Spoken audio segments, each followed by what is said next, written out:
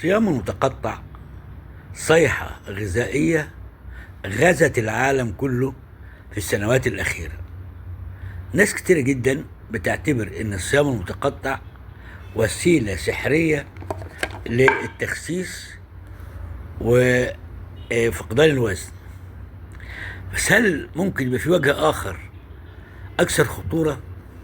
الحقيقة دراسة جديدة صادمة قلبت الموازين.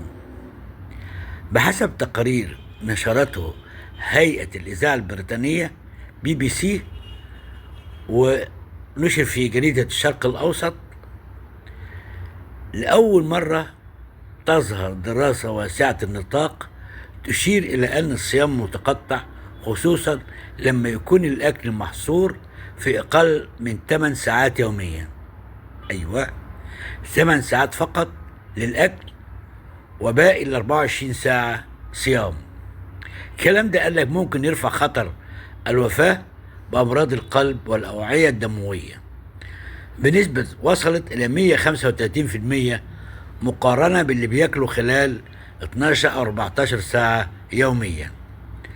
الدراسة دي كانت على 19,000 شخص في أمريكا على مدى 8 سنوات، ولاحظوا أن خطر النوبات القلبية والسكتات الدماغية السكتات الدماغية كان أعلى بشكل واضح عند الممارسين اللي بيشددوا قوي في الصيام المتقطع.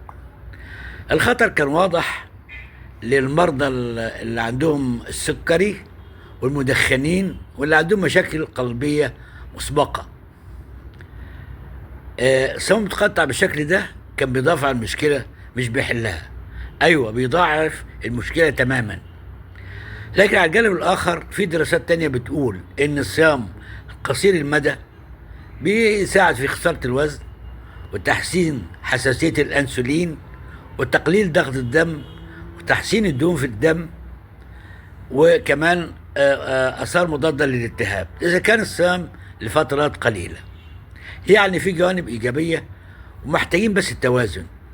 الخلاصة إن الصيام المتقطع ممكن يكون مفيد لكن مش مناسب لكل الناس. مش لازم نطبقه بشكل صارم من غير استشارة طبية من غير طبيب. الجسم مش مجرد أرقام أو ساعات صيام. الصحة محتاجة فعلا اعتدال وتخطيط ذكي. ايه رأيك بعد الدراسة دي؟ هتفكر مرتين قبل تجربة الصيام المتقطع؟ شاركنا بالتعليقات. وطبعا انا بقول لك الصيام المتقطع الطويل، القصير مش مفيش مشكلة. تحياتي.